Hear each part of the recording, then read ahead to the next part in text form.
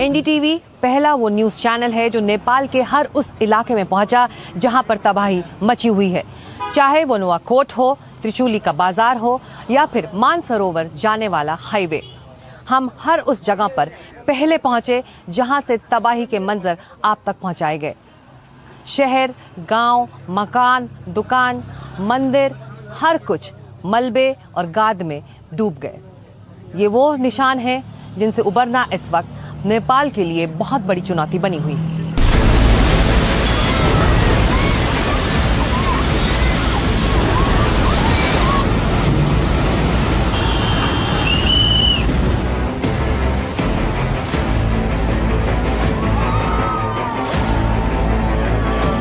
NDTV की team सबसे पहले इसको कवर करने के लिए यहाँ पर मौके पर मौजूद है। ये पहना हुआ ये है, उसके बाद ये है, खाने के लिए कुछ भी नहीं है।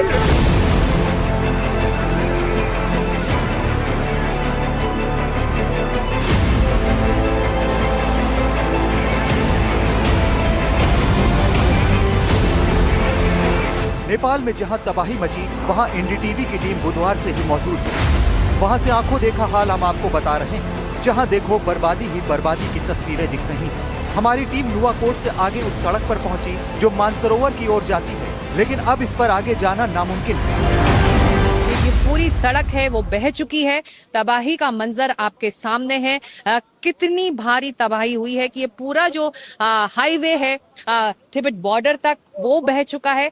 इससे आगे अब बढ़ना नामुमकिन है। इसके आगे जो संपर्क है वो कट चुका है। अब हवाई सर्वेलेंस के जरिए ही ये जानकारी हासिल करने की कोशिश की जा रही है कि आगे अगर लोग फंसे हैं तो उनकी हालत इस वक्त कैसी है। और ज्यादातर वही सैलानी हैं जो मानसरोवर यात्रा के लिए निकले थे।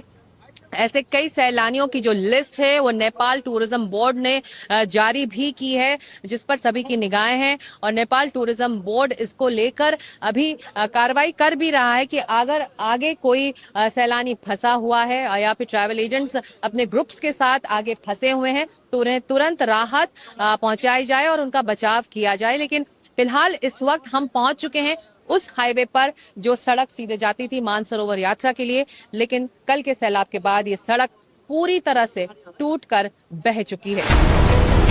ये नुवाकोट जिले का त्रिशूली बाजार इलाका है। ये यहाँ का सबसे बड़ा बाजार। फिलहाल यहाँ सिर्फ मलबा और गाद दिख रहा है। एनडीटीवी की टीम सबसे पहले इसको कवर करने के लिए यहाँ पर मौके पर मौजूद है। हम ग्राउंड जीरो पर पहुँच चुके हैं।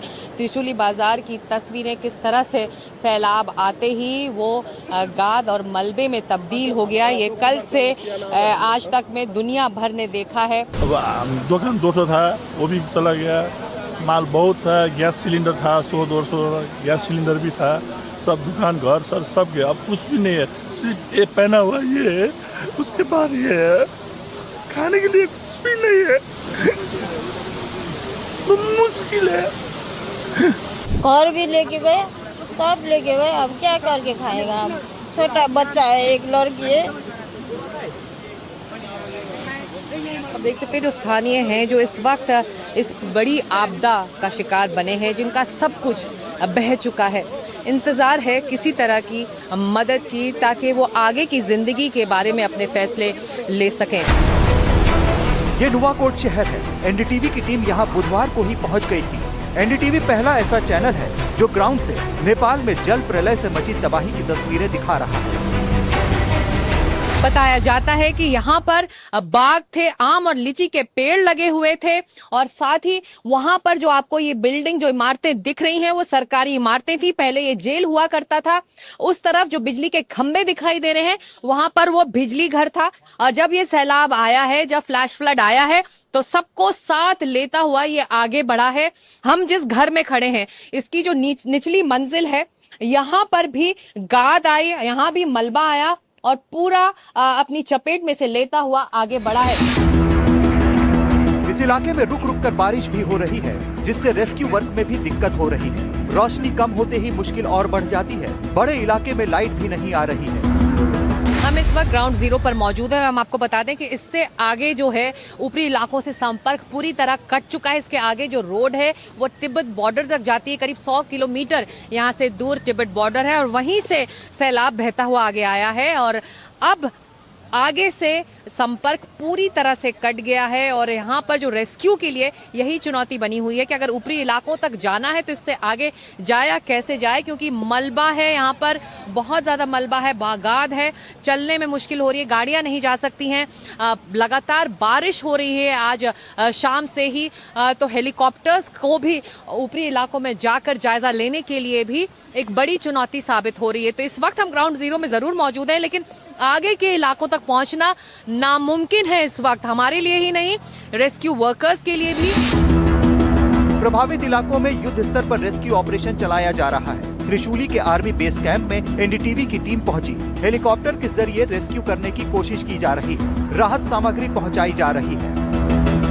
प्राथमिकता यही है कि जो लोग ऊपर फंसे हुए हैं उन्हें तुरंत बचाकर यहाँ लेकर आया जाए। तो यही जदोजहद है और बड़ी चुनौती भी है इस वक्त नेपाल सरकार की और नेपाल की सेना की। और हम देख सकते हैं कि एक कार्रवाई में लगातार यही कोशिश हो रही है और तमाम सैनिक दल जो हैं, जो रेस्क्यू टीम्स अलग अलग बनाए गए हैं, उन्हें समझाकर, उन्हें ब्रीफ देकर अब हेलीकॉप्टर्स के जरिए रवाना किया जाएगा। अभी इस वक्त हम देख सकते हैं 2 हेलीकॉप्टर्स तैयार हैं, एक पीछे उड़ान भरने के लिए और एक दूसरा हेलीकॉप्टर वहाँ पर भी तैनात है। किसी भी वक्त जैसे ही ये रेस्क्यू टीम के सदस्य इसमें सवार होंगे, ये दोनों हेलीकॉप्टर ऊपरी इलाकों की तरफ रवाना होने लगेंगे।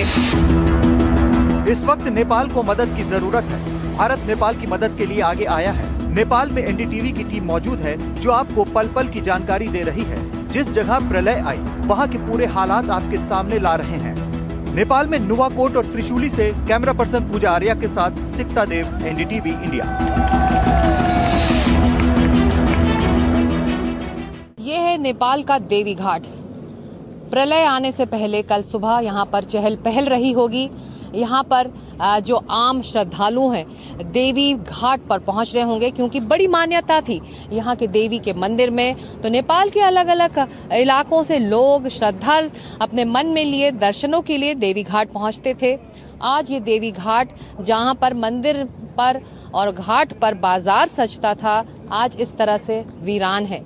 मलबे और गाद में ये पूरी तरह से इस वक्त डूबा हुआ है। मेरे पीछे आप देख सकते हैं जेसीबी जो लगातार इस वक्त काम कर रहे हैं, गाद और मलबा हटाने का काम कर रहे हैं और कोशिश यही है कि जो कुछ भी सामान इस वक्त यहाँ के स्थानीय लोगों का बचा हुआ है मलबे और गाद से उसे निकालें और जितना हो सके यहाँ मौजूद स्थानीयों को मदद पहुँचाएं, क्योंकि ये जो छोटी छोटी उनकी चीज़ें हैं, रोज़मर्रा की ज़रूरत की चीज़ें, वो भी इस सैलाब में बह गई हैं। दोबारा जिंदगी को पटरी में लाने के लिए इनकी ज़रूरत होगी। बहुत मशक्क़त और बहुत मुश्किल के बाद जब ये गाद धीरे धीरे आगे बढ़ा है और क्योंकि आज मौसम थोड़ा साफ़ हुआ है तो यहाँ पर जो पानी है वो भी सूखना शुरू हुआ है, तो थोड़ा बचाव के काम और राहत के काम में यहाँ मौजूद टीमों को थोड़ी आसानी ज़रूर हो रही है। लेकिन जिस हालत में इस वक्त देवी घाट है उससे ये अंदाज़ा लगाया जा सकता है कि कल जब फ्लैश फ्लड के बाद यहाँ सैलाब पहुँचा तो क्या हाल हुआ होगा, कितने लोगों को ये साथ बहा कर ले गया होगा। बहुमंजिला इमारतें देखिए, पहली दूसरी मंजिल तक ये गाद आ चुका है और पूरी तरह से सबमर्ज्ड है, डूबे हुए हैं ये बिल्डिंग्स। कहीं दुकान थी, कहीं होटल्स थे, लोगों के घर थे और अब वो पूरी तरह से गाद में डूबे हुए हैं। देखिए आधा दरवाज़ा इस वक्त दिखाई दे रहा है, खिड़कियां नहीं खुल रही हैं। तो ये ज़रूर फर्स्ट फ्लोर होगा और नीचे एक और मंजिल होगी, लेकिन एक मंजिल से ऊपर आकर ये आधी मंजिल तक ये पूरा गाद पहुंच गया। तो कितनी फोर्स के साथ ये सैलाब यहाँ पहुंचा और कितने लोगों ने कुछ थाम कर अपनी ज़िंदगी बचाई, कुछ को वो बचा नहीं पाए। इस वक्त सबसे बड़ा दुख यही है, देवी घाट जो एक बड़ा आस्था का केंद्र था नेपाल में, वो इस हाल में है इस वक्त। उजड़े हुए इस देवी घाट से कैमरा पर्सन पूजा आर्या के साथ सिकता देव, एनडीटीवी इंडिया के लिए। नेपाल में जो तबाही मची है और उसमें कितना जान और माल का नुकसान हुआ है, इसको आंकड़ों में इस वक्त कहना बहुत मुश्किल है। लेकिन हम जिन जिन इलाकों में गए और जहां पर स्थानियों से हमने बात की, उससे ये अंदाजा जरूर लग रहा है कि मकान दुकान तो तबाह हुए हैं, हजारों जिंदगियां भी इससे प्रभावित हुई हैं। बहुत सारे लोग अभी भी अपनों का इंतजार कर रहे हैं। मृतकों की संख्या जैसे जैसे वक्त गुजर रहा है बढ़ रही है। हम लोग सुसाइड करने से अच्छा होता है।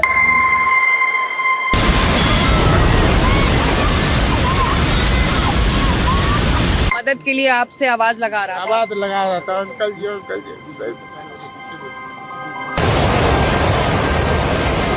सब तबाह हुए, कुछ नहीं है हमारे पास, न पैसे न खाने के लिए, कुछ नहीं है।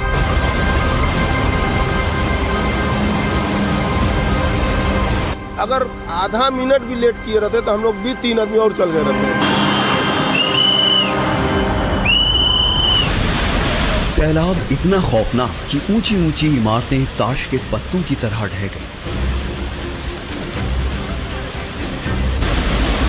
चारों तरफ चीख पुकार, जान बचाते भागते लोग।